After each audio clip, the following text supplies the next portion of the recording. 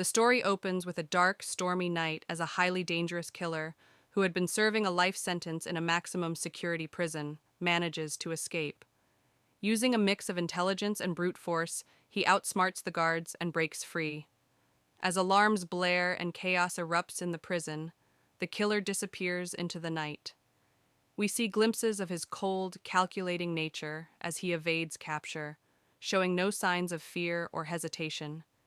His escape makes headlines across the country, and the hunt for him begins immediately. This sets the tone for the intense chase that follows, establishing the killer as a formidable threat and leaving the audience on edge.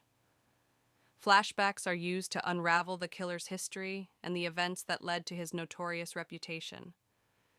We learn about his early life, marked by trauma and a troubled upbringing, which eventually shaped his violent tendencies. As a young man, he became involved in a series of heinous crimes, each more brutal than the last. Through flashbacks, we see his cunning ability to avoid capture and manipulate people, gradually building a reputation as a dangerous and elusive criminal. The backstory also introduces key figures from his past, people who have either helped him or become victims of his ruthless nature. The detective investigating the case begins to uncover these details, gaining a deeper understanding of the killer's psyche, which will be crucial in the hunt for him. Investigation begins. As news of the killer's escape spreads, law enforcement agencies launch a nationwide manhunt to capture him. A special task force is formed, led by a seasoned and determined detective who has been hunting the killer for years. The detective is personally invested in the case, as the killer was responsible for the death of someone close to him. This personal connection drives the detective's obsession with bringing him to justice. Tensions rise as the authorities struggle to piece together the killer's next move. Surveillance footage, witness statements, and old case files are examined in an attempt to predict where he might strike next. The investigation reveals that the killer is not just dangerous, but also highly strategic, leaving few clues behind. The detective works tirelessly, trying to get inside the killer's mind, but the more he learns, the more he realizes how elusive and unpredictable the fugitive truly is. Would you like to dive deeper into the detective's personal motivations or the details of the investigation process? Killer's hideout. The killer, now free, goes underground to avoid being tracked. He retreats to a deserted industrial complex on the outskirts of the city, a place long abandoned and filled with shadows. The hideout is carefully chosen, reflecting his meticulous nature and need for isolation. As he settles in, he begins to plan his next move, knowing that law enforcement is closing in. Despite his cunning, the killer is not without vulnerability, and the audience sees glimpses of his paranoia and calculation. He spends his days in the shadows, using the broken-down structure to create makeshift weapons and tools, preparing for whatever might come. The hideout becomes a reflection of his mind, dark, cold, and chaotic. Meanwhile, the detective is piecing together leads that suggest the killer may be hiding somewhere in the vicinity, narrowing the search area.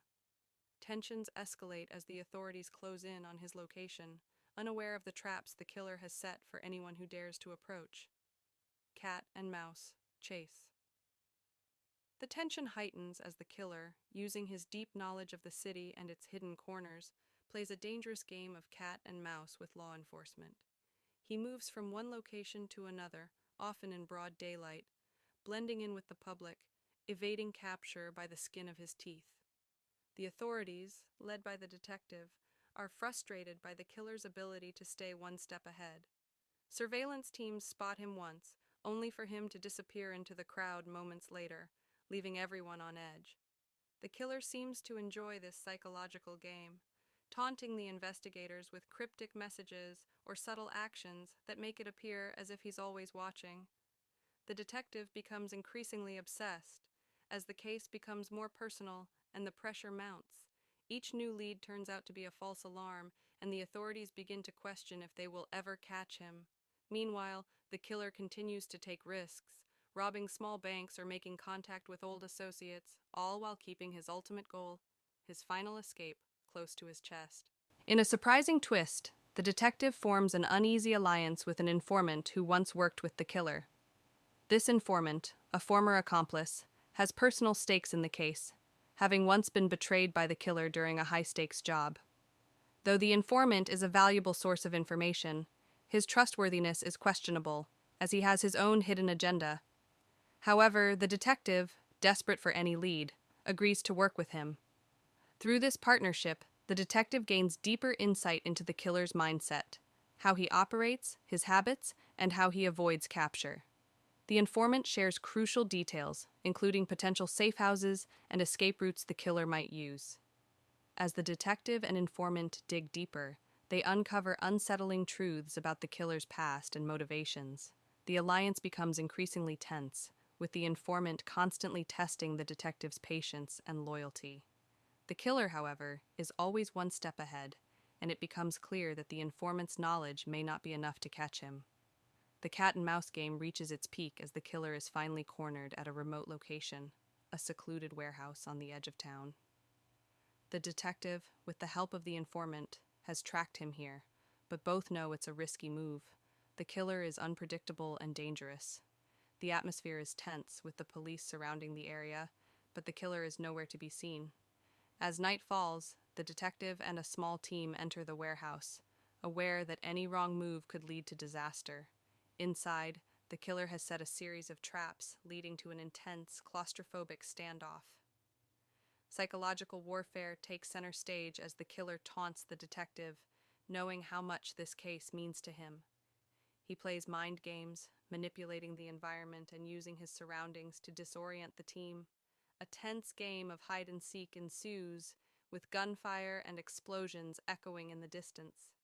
The detective, driven by his personal vendetta, faces the killer in a final confrontation, one that will test his limits and force him to confront not only the killer's evil, but also his own inner demons. The final confrontation reaches a brutal climax. After a tense and deadly showdown, the killer is either captured or taken down in a dramatic moment that leaves the detective with mixed emotions. If captured, the killer is arrested, but his final words and actions reveal a deeper layer to his psyche, leaving the detective with an unsettling feeling that the battle isn't truly over. If the killer is killed in the standoff, his death raises questions about justice and the morality of the detective's pursuit. In either case, the resolution forces the detective to reflect on the personal cost of the case. His obsession with catching the killer has consumed him, and even though justice is served, it comes with a deep sense of emptiness. The detective is left to confront the toll the investigation has taken on his life, his relationships, his mental state, and his belief in the justice system. The final scene may leave room for ambiguity, suggesting that evil like the killer's can never truly be eradicated, and the detective's internal struggle may continue.